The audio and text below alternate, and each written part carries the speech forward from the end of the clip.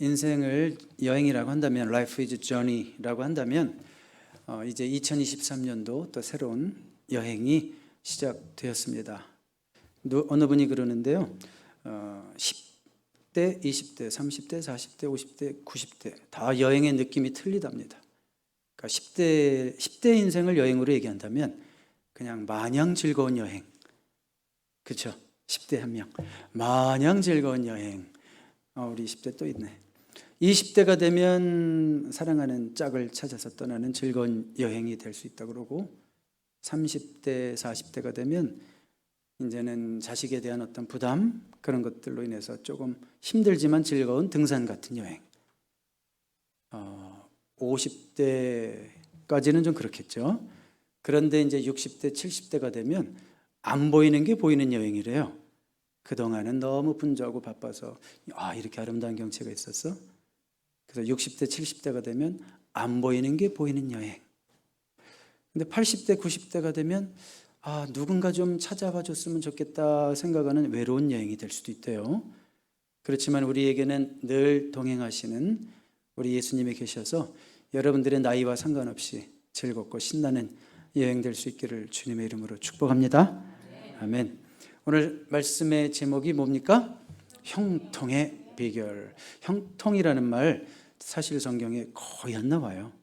여호수아에서 특별히 돋보이는데 prosperity라는 단어가요, 우리 복음주의 그리스도인들에게는 별로 이렇게 이미지가 좋지가 않아요.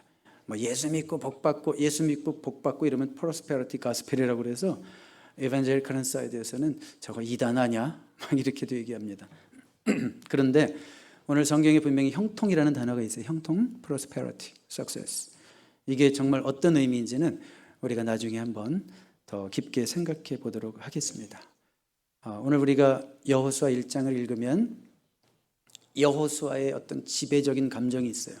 어떤 감정일까요? 여호수아가 어떤 감정을 느끼고 있을까요? 미리 혹시 답을 아시는 분?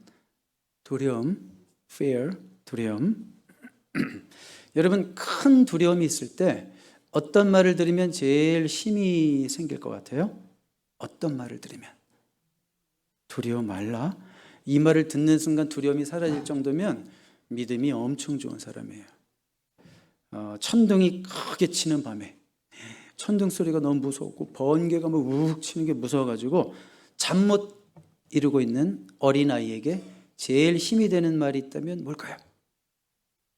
엄마가 함께 할게, 같이 있을게. 정답이에요. 그렇죠? 옆에서 아빠나 엄마가 내가 여기 있다, 내가 같이 있다, 손만 잡아주세요. 터치가 필요해요. 터치가.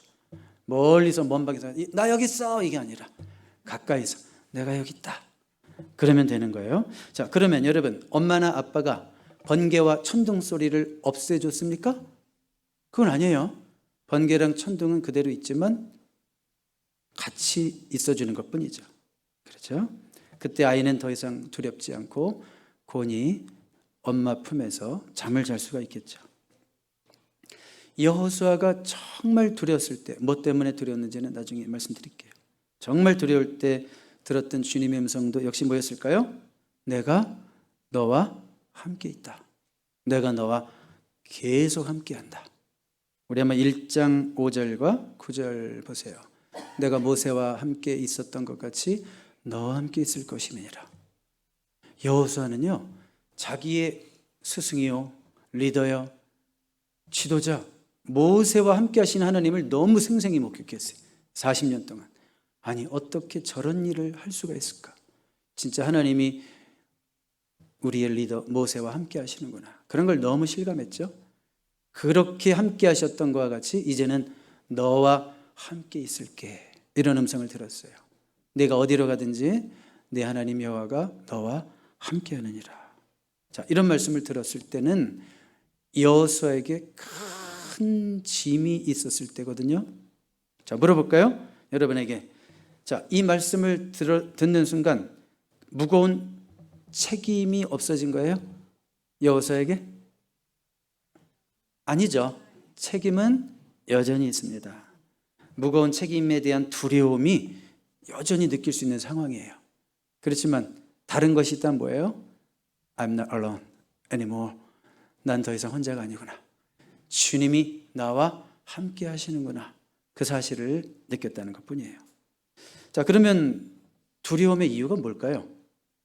여호수아가 왜 이렇게 두려워하고 있을까요? 여러분, 광야 생활이 40년이나 지속됐는데 그 40년 광야 생활을 하는 동안 한 200만 명이나 되는 백성들을 인도했던 이스라엘의 영웅, 이스라엘의 레전드, 전설 누굽니까?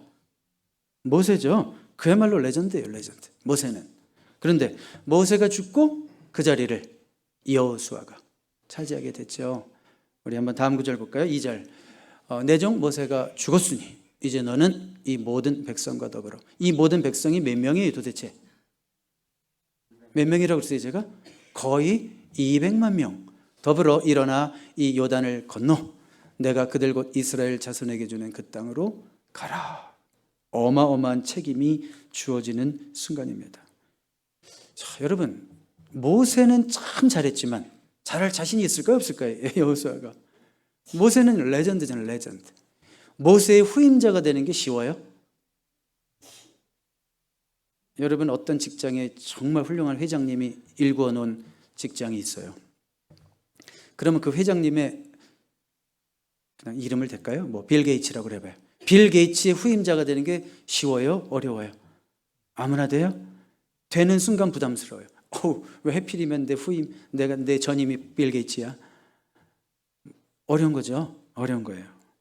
자, 모세가 어떤 사람인지에 대해서 성경이 하는 평가를 한번 들어보세요. 우리 신명기 34장 10절 같이 읽어볼까요? 시작. 그 후에는 이스라엘에 모세와 같은 선지자가 일어나지 못하였나니 모세는 여호와께서 대면하여 아시던 자요. 자, 이게 지금 모세에 대한 평가입니다. 하나님의 평가고 성경의 평가예요. 자, 한마디로 레벨이 다르다 그런 얘기죠. 급이 다르다. 쉬운 말로 급이 다르다. 자, 그런데 갑자기 풋내기 지도자 여호수아에게 여호수아는 지도력을 발휘해 본 적이 한 번도 없어요. 40년 동안 모세의 종을 자처하며 살았어요. 자, 그런데 그 풋내기 여호수아에게 200만 명의 운명이 달리게 됐습니다. 그래서 여호수아 우리가 1장을 계속 읽어보면 여호수아에게서 두려움이 떠나질 않아요. 계속 하나님이 계속 반복해서 말씀하십니다. 두려워하지 말라. 내가 함께 할게. 두려워하지 마. 함께 할게. 두려워하지 마. 함께 할게. 계속 얘기하십니다. 전에는요, 모세가 시키는 대로만 하면 됐어요. 모세가 시키는 대로만 하면 됐어요. 모세가 말하는 거 듣고 그냥 책임질 것도 없었어요. 근데 이제는 어떻게 돼요? 본인이 다 스스로 생각해야 되고 결정해서 말해야 되는 거예요. 상황이 다 바뀌어버렸단 말이에요. 여러분, 뭔가 책임지는 자리에 선다는 것이 그런 거예요. 갑자기 난 책임 없이 그냥 살다가 책임지는 자리에 딱 앉게 되는 순간 어떤 그 부담이 확 와요. 확 옵니다. 예를 들어서 결혼을 이제 해서 드디어 배우자가 생겼다. 그러면 총각으로 싱글로 살 때랑 느낌이 틀린 거죠. 이 내가 책임져야 되는데 라는 정상적인 남자라면 그런 생각을 하죠. 비정상적인 남자는 내가 드디어 이 여자 덕보고 살겠구나 이렇게 얘기하겠지만, 네, 그렇죠. 그러니까 뭔가 이런 새로운 부담이 생기는 거예요. 또 결혼을 해서 자녀가 태어났어요. 부양해야 할 자녀가 생겼다. 그러면 벌써 책임감이 콱 틀려지는 거예요. 혹은 새로운 직장을 오픈하고 그동안은 계속 종업원이었는데 내가 주인이 됐어. 그러면 예전에 느끼지 못했던 부담감이 확 몰려옵니다. 교회에서도 그렇죠. 어떤 큰 직분을 내가 맡게 될 때, 이거 내가 감당할 수 있을까? 제가요, 부목사로 있을 때랑 담임 목사로 있을 때랑 하늘과 땅 차이던데요. 부목사는 요리조리 다 피해 다닐 수 있어요. 최종적인 책임이 부목사에게 오는 게 하나도 없어요. 다 저 담임 목사님한테 가보세요. 이렇게 되니까. 근데 이제 담임 목사가 되니까 벌써 책임감도 틀려지는 걸 느낍니다. 자, 지금 가나안 땅을 이제 정복해야 되는 시점입니다. 이 시작해야 되는 시점에 그 총사령관의 자리에 앉은 자가 여호수아란 말이에요. 새롭게 맡은 자리가 주는 두려움이 너무 큰 거예요.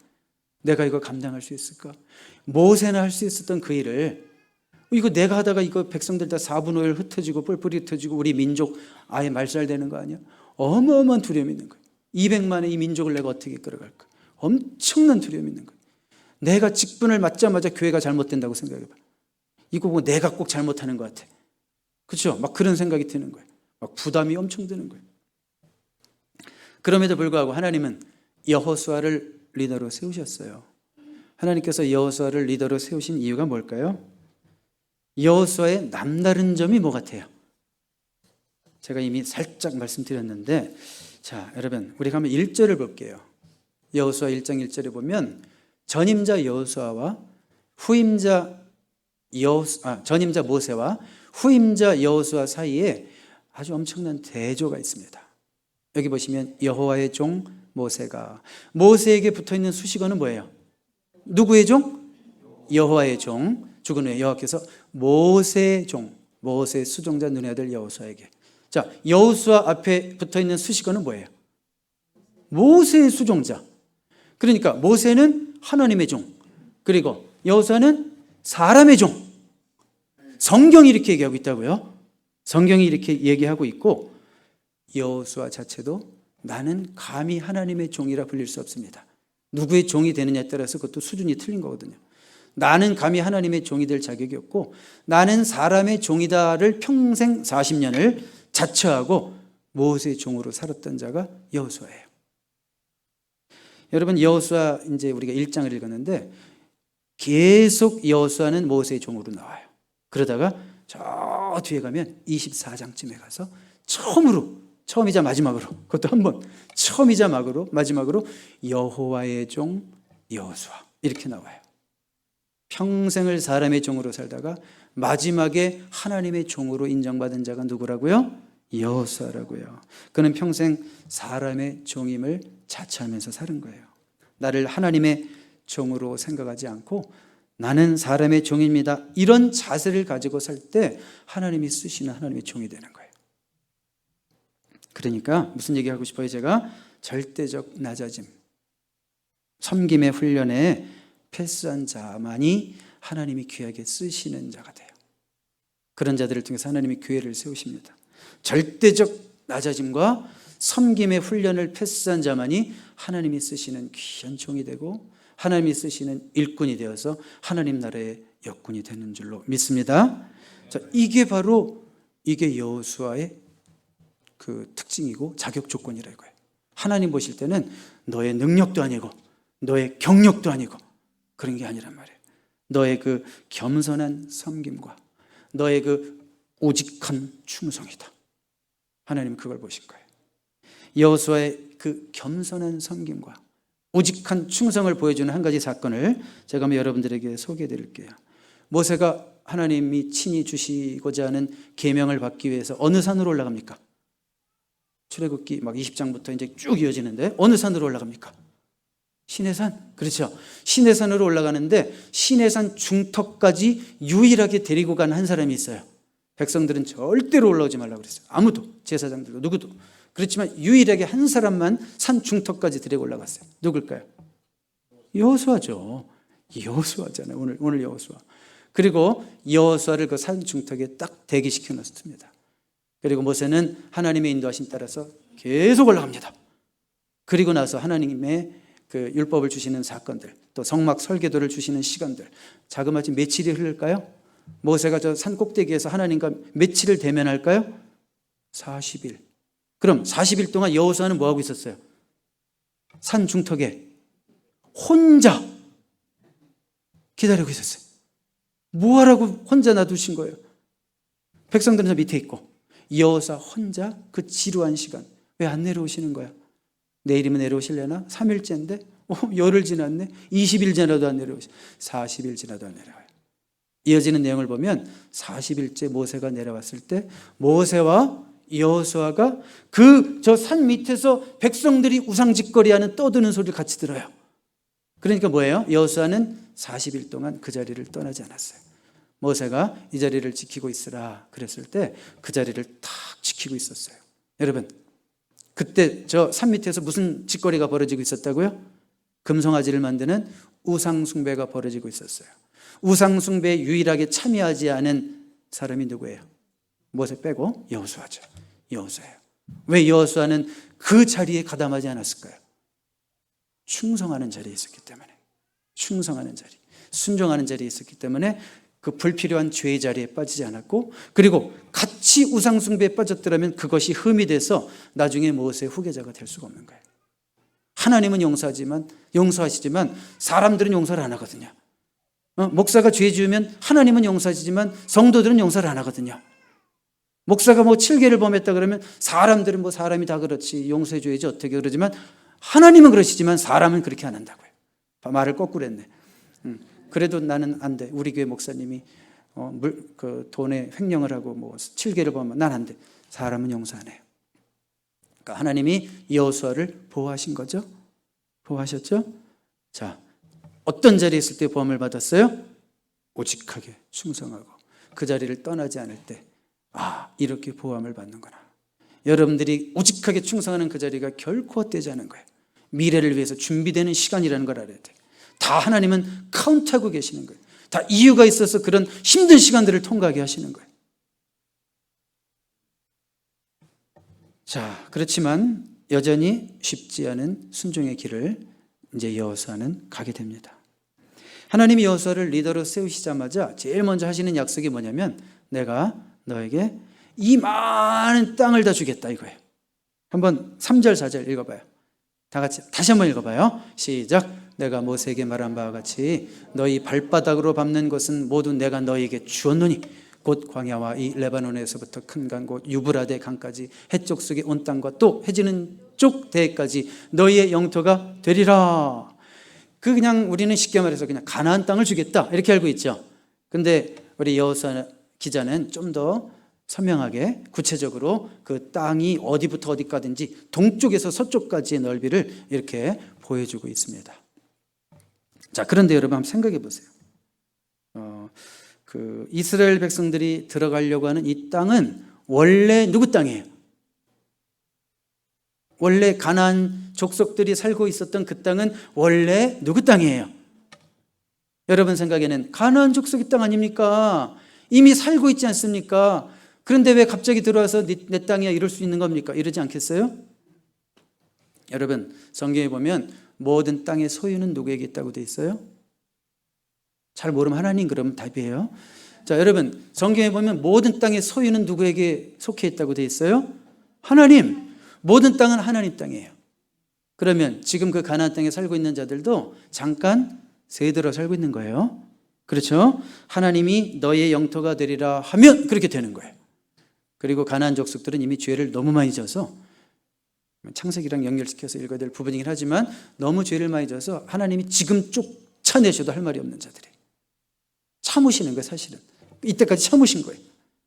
그러니까 하나님이 너의 영토가 되리라 그러면 그 땅의 주인이 땅을 주겠다는데 가서 차지하기만 하면 되는 겁니다. 네, 그래서 제가 지금 중요한 말 했어요. 가서 어떻게 차지하기만 하면 되는 거예요. 그 가서 찾는 행위를 순종이라고 그러는 거예요. 성경에서 말하는 순종. 그러니까 그 땅을 밟아야 주겠다. 밟는 게 뭐예요? 밟는 거. 이게 순종을 심벌라이즈 하는 거예요. 우리가 순종하는 것을 밟는 게 바로 그 순종의 행위라 이거예요. 그렇지만 여호수아 입장에서는 두려워요, 안 두려워요? 이미 오래 살고 있는 사람들이 가가지고 나오시오. 하나님이 우리 땅이라고 그랬어. 이게 통하냐고요. 그러면 싸워야 될 텐데 싸워서 이길 자신이 있어요, 없어요? 광야에서 오합지졸로 살던 자들이 무슨 군사적 조직이 있어요. 그렇죠. 힘든 거예요. 제 말은 하나님 말씀에 대한 순종이 쉽다는 거예요, 어렵다는 거예요? 어려워요. 말도 안 되는 것 같아요. 순종하려니까. 예수 믿는 게 너무 어려워요. 말이 안 되는 것 같아. 그렇지만 순종이 있어야만 땅을 차지할 수 있다. 무슨 얘기예요? 하나님의 백성들은 말씀에 순종해야지만 하나님이 허락하시는 축복을 누릴 수 있다. 아멘입니까? 한 가지 예를 들어볼게요. 순종이 얼마나 어려운지. 사랑하라는 명령에 순종하는 것이 어려워요, 쉬워요? 어려울 수도 있고 쉬울 수도 있어요. 왜냐하면 사랑할 만한 사람 사랑하는 거 어려워요, 쉬워요? 쉬워요. 나를 너무너무 사랑해 주는 사람 사랑해 주는 거 어려워요, 쉬워요? 쉬워요. 덩어린 내 자식 사랑하는 거 어려워요, 쉬워요? 그래도 쉬워요, 내 자식이라. 그런데 정말 사랑하기 힘든 사람 사랑해 주는 거 어려워요, 쉬워요? 어렵잖아요. 만만하고 나를 사랑해 주고 사랑받을 만한 사람 사랑하는 것은 예수님이 뭐라고 그러셨냐면 그건 죄인의 대명사인 세리도 한다. 그래서 그런 사랑에는 상급이 없대요. 분명히 말씀하셨어요. 마태복음 5장 46절에 그런 사랑 누구나 할 수 있어. 도둑도 지 새끼 사랑해서 사랑하는 마음으로 도둑질해. 그런 사랑은 누구나 할 수 있어. 거기에는 상급이 없대요. 상이 없대요. 리워드가 없대요. 사랑하기 힘든 사람도 나의 의지를 동원해서 순종해서 하는 사랑이 말씀에 대한 순종이고 그 사랑이, 그 순종이 하늘의 상급인 줄로 있는 줄로 믿습니다. 2023년도에는 사랑할 만한 사람만 사랑하시지 마시고 사랑하기 힘든 사람도 순종하는 마음으로 사랑할 수 있는 저와 여러분 될 수 있기를 주님의 이름으로 축복합니다. 그래야 할 때 우리의 그릇이 커지는 거예요. 사랑하는 사람이 많아질 때 내 그릇도 커지는 거예요. 우리 교회가 더 많은 사람을 사랑할 때 우리 교회가 점점 커지는 거예요. 그릇이 커지니까. 성도들의 그릇이 커지고 목회자의 그릇이 커지고 그러니까 이게 마음에 안 드는 사람이 없어. 다 마음에 들어. 마음에 든다는 게 뭐냐면 마음에 들어온다는 얘기예요. 그냥 마음이 크니까 다 들어와. 그렇죠. 그렇게 의지적으로 순종하면서 사랑하는 여러분 될 수 있기를 바랍니다.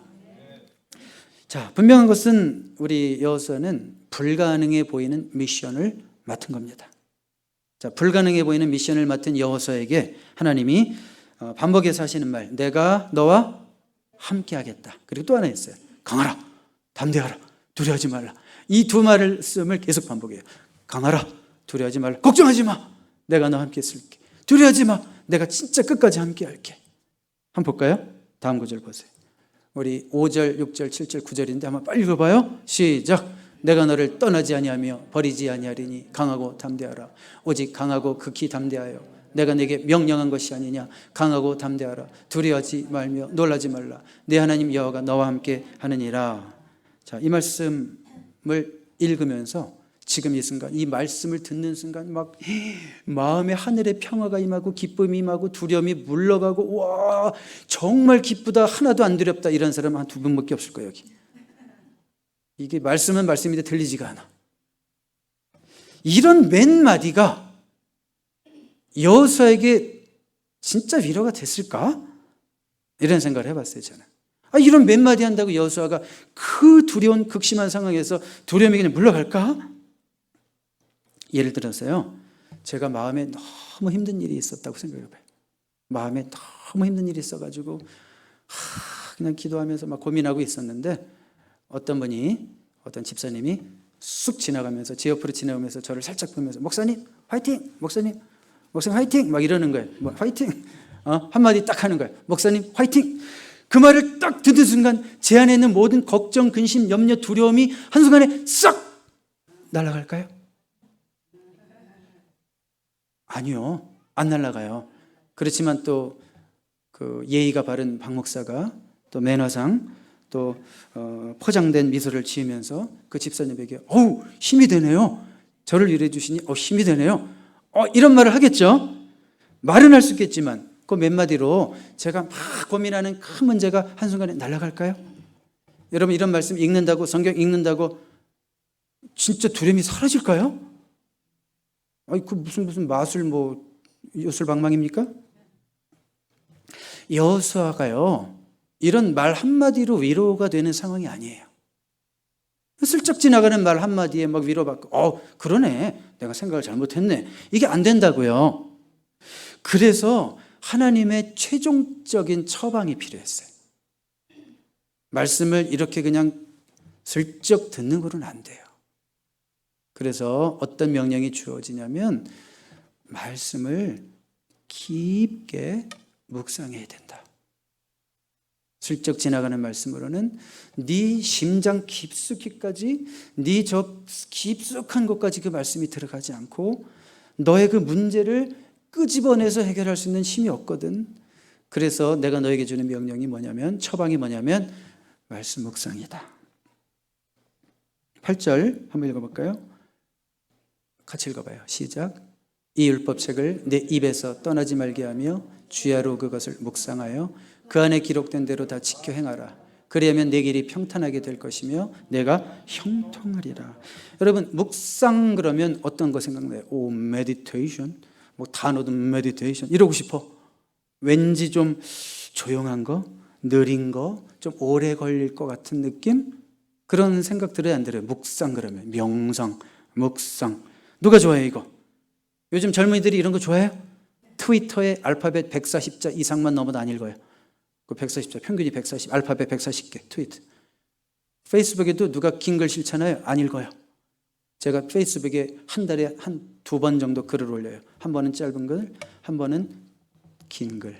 짧은 글을 올리면 한 100명이 읽는 것 같아요. 보니까 댓글을 한 40명 다니까. 근데 짧은 글을 올리잖아요. 긴 글 올리잖아요. 한 15명밖에 댓글을 안 달아요. 그러니까 긴 글 싫어요. 누가 좋아해? 묵상을 누가 좋아해? 그렇죠. 그런데 여러분, 제가 한번 말씀드렸는데 묵상이 수동적인 명상이 아니에요. 묵상이라는 것은 제가 뭐라고 말씀드렸냐면 맹수가 먹이를 찾아 으르렁거리는 것처럼 이 말씀이 내 것이 되기 위해서 적극적으로 달려드는 자세라고 그랬어요. 이 심각한 말씀 듣고 있어요? 맹수가 으르렁거리면서 야, 이게 내 말씀이 됐으면 좋겠다. 얼마나 적극적이에요, 자세가. 단지 그게 조용히 눈 감고 있는 게 아니라 오히려 읊조리며 작은 소리로 말씀을 계속 읽는 게 묵상입니다. 묵상은 소가 되새김질하는 것과 같다, 이렇게도 표현해요. 여러분, 소가 왜 되새김질을 해요? 음식을 소화시키려고. 그냥 읽어서는 소화가 안 돼. 근데 묵상을 하면 소화가 되죠. 그리고 소가 소화를 시킨 음식은 소의 몸에 유익을 줘야 안 줘요? 영양을 공급하고 힘을 주고 에너지를 주고. 그렇죠. 말씀을 우리가 계속 묵상하는 것도 또 새기고 또 새기고 또 새기고 또 새길 때 그 말씀이 우리의 머리에서만 머무르는 것이 아니라 우리의 가슴에서, 우리의 뱃속 깊숙이 들어가서 우리 마음에 있는 모든 상처를 막 끄집어내고 치료하고 회복하는 그런 역사가 나타나고, 그 두려움을 물리치는 역사도 그때 나타나는 거죠. 그냥 머릿속에 귓전에 슬쩍 지나가는 그 말씀이 내 안에 있는 두려움을 제거하는 게 아니라, 지금 여호수아가 당면한 그 어려운 문제, 힘든 문제, 정말 막 사지가 떨릴 정도로 200만 백성 앞에서 두려워 떨고 있는 그 두려움의 문제를 해결하는 것은 묵상에 있다 말씀하시는 거지. 그 말씀이 너의 심령 깊숙이까지 들어가야 된다, 이렇게 말씀하시는 거예요. 데이빗 제레미야라는 목사님이요, 이런 표현을 썼어요. 영어로 좀 읽어드릴게요. Meditation is preventive maintenance for the mind. 묵상은 마음의 예방적 관리다, 이렇게 얘기해도 될 것 같아요. Meditation is preventive maintenance for the mind. 여러분, 세상에 거짓된 정보들이, 에러들이 얼마나 우리에게 많이 들어옵니까? 얼마나 많이 들어와요. 그런 것들이 우리 안에서 뿌리 내리려고 그러고, 인펙션, 그 막 감염 주려고 그래요. 그런 것들이 들어오기 전에 우리의 생각 깊숙이 진리의 말씀을 차곡차곡 채워넣는 게 묵상이라는 거예요. 그러면 세상에 어떤 것이 들어와도, 어떤 에러가 들어와도, 어떤 잘못된 정보가 들어와도 우리는 거기에 감염되지 않고 우리는 그것을 막을 수 있는 힘이 있다는 거예요. 여러분, 하나님 말씀 묵상에 힘이 여기 있는 거예요. 그냥 단지 읽어 제끼는 말씀이 아니라 우리가 말씀에 정말 깊이 들어갈 때 그 말씀은 정말 우리의 심령을 파고들어서 우리 안에 그 깊이 내재되어 있는 두려움의 감정까지도 물러가게 하는 힘이 된다 이거예요. 이것이 묵상의 힘이고, 그 묵상이 가져다주는 결과가 바로 뭐라고요? 내가 형통하리라. 형통하리라. 저는요, 안경을 벗어야지 더 잘생겼습니까? 안경을 벗어야지 작은 글자가 보여요. 안경을 쓰면 이 작은 글자가 안 보여요. 제가 평일 예배당에서 아무도 없는 시간이 많아요, 평일에. 그러면 저는 평일에 안경을 벗습니다. 그리고 성경책을 들어요. 글씨가 작잖아요. 그리고 작은 소리로 읊조리며, 그 묵상이라고 그랬죠? 작은 소리로 읊조리며, 제가 여기서 시작해가지고 여기로 돌아서 삥삥 최소한 20바퀴, 많을 때는 한 80바퀴 계속 돌아요. 이거 짧으니까. 그래봤자 1시간이니까. 뭐 하는 걸까요? 그게 제가 말씀 성경을 묵상하는 방법 중에 하나입니다. 이런 성경 읽기가 유익하다는 것을 저는 알아요. 성경을 눈으로만 보는 것과 입으로 읽으면서 보는 건 틀려요. 집중의 차이가 있어요. 이 율법책을 내 어디서 떠나지 말게 하며 입에서. 설교를 건성으로 듣는 거 아니시죠? 자, 이 율법책을 내 입에서 떠나지 말게 하며. 자, 눈으로 보는 것보다 입으로 읊조리며 읽으면서 성경을 묵상할 때 훨씬 더 제가 말씀에 몰입되고요. 때로는 그 말씀이 저의 전 인격을 지배하는 것을 느낄 때도 있어요. 항상 그런 건 아니지만 어떨 때는 진짜 그 말씀이 나를 사로잡아서 와, 그 말씀 때문에 저에게 강하고 담대한 마음이 생기고요. 두려움을 이기는 그런 경험도 종종 합니다. 이게 바로 말씀 묵상의 결과 형통이에요. 형통이 이런 뜻이에요. 자, 그러니까 여러분, 우리는 형통 그러면 제가 아까도 얘기했지만 우리가 좀 오해하고 있다고 그랬어요. 성경이 말하고자 하는 형통이 이 prosperous, successful이라는 단어가 정확하게 설명해 주고 있지 않습니다. 이게 이 형통이라는 단어의 히브리어는 사칼이라는 단어예요. 사칼.